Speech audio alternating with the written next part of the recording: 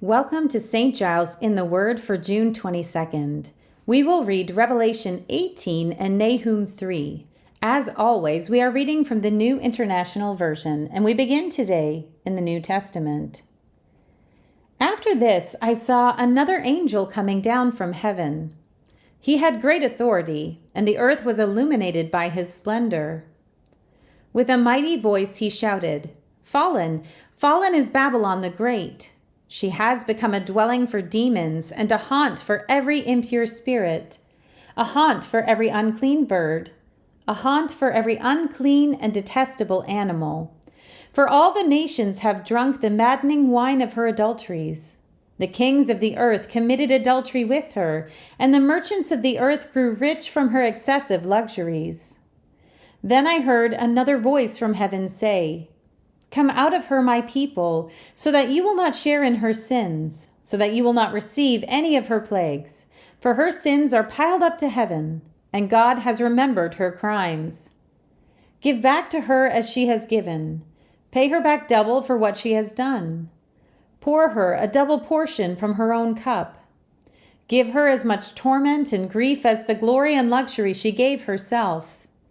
In her heart she boasts, 'I sit enthroned as queen. I am not a widow. I will never mourn.' Therefore, in one day her plagues will overtake her. Death, mourning, and famine. She will be consumed by fire, for mighty is the Lord God who judges her. When the kings of the earth who committed adultery with her and shared her luxury see the smoke of her burning, they will weep and mourn over her. Terrified at her torment, they will stand far off and cry, 'Woe, woe to you, great city, you mighty city of Babylon! In 1 hour your doom has come.' The merchants of the earth will weep and mourn over her because no one buys their cargoes anymore, cargoes of gold, silver, precious stones, and pearls, fine linen, purple silk, and scarlet cloth, every sort of citron wood, and articles of every kind made of ivory, costly wood, bronze, iron, and marble, cargoes of cinnamon and spice, of incense, myrrh, and frankincense, of wine and olive oil, of fine flour and wheat, cattle and sheep, horses and carriages, and human beings sold as slaves. They will say, 'The fruit you longed for is gone from you. All your luxury and splendor have vanished, never to be recovered.' The merchants who sold these things and gained their wealth from her will stand far off, terrified at her torment. They will weep and mourn and cry out, 'Woe, woe to you, great city, dressed in fine linen, purple and scarlet, and glittering with gold, precious stones, and pearls. In 1 hour, such great wealth has been brought to ruin.'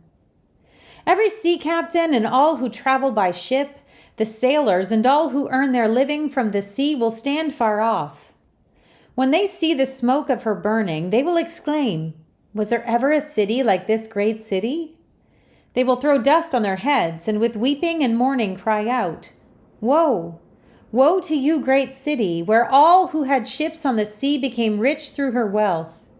In 1 hour she has been brought to ruin. Rejoice over her, you heavens. Rejoice, you people of God.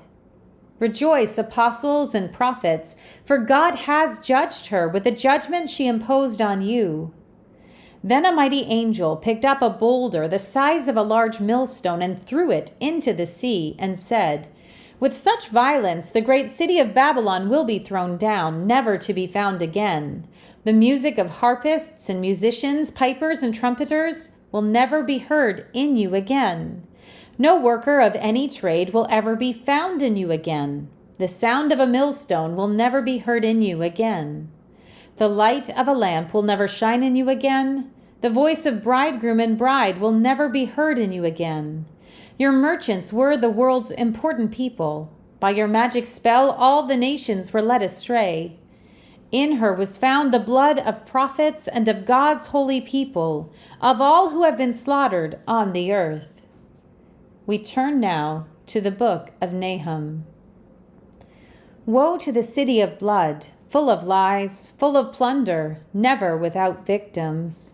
The crack of whips, the clatter of wheels, galloping horses and jolting chariots, charging cavalry, flashing swords and glittering spears, many casualties, piles of dead, bodies without number, people stumbling over the corpses, all because of the wanton lust of a prostitute, alluring the mistress of sorceries, who enslaved nations by her prostitution and peoples by her witchcraft.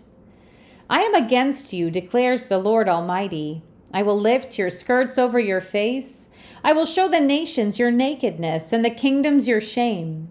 I will pelt you with filth. I will treat you with contempt and make you a spectacle. All who see you will flee from you and say, Nineveh is in ruins. Who will mourn for her? Where can I find anyone to comfort you?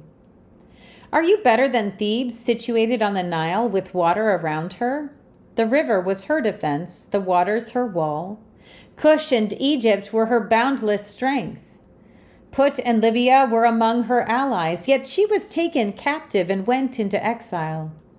Her infants were dashed to pieces at every street corner. Lots were cast for her nobles, and all her great men were put in chains. You too will become drunk. You will go into hiding and seek refuge from the enemy. All your fortresses are like fig trees with their first ripe fruit when they are shaken. The figs fall into the mouth of the eater. Look at your troops. They are all weaklings. The gates of your land are wide open to your enemies. Fire has consumed the bars of your gates. Draw water for the siege. Strengthen your defenses. Work the clay. Tread the mortar. Repair the brickwork. There the fire will consume you. The sword will cut you down. They will devour you like a swarm of locusts. Multiply like grasshoppers. Multiply like locusts. You have increased the number of your merchants till they are more numerous than the stars in the sky. But like locusts, they strip the land and then fly away. Your guards are like locusts, your officials like swarms of locusts that settle in the walls on a cold day. But when the sun appears, they fly away and no one knows where. King of Assyria, your shepherds slumber, your nobles lie down to rest. Your people are scattered on the mountains with no one to gather them. Nothing can heal you. Your wound is fatal. All who hear the news about you clap their hands at your fall. For who has not felt your endless cruelty? Here ends our reading for today.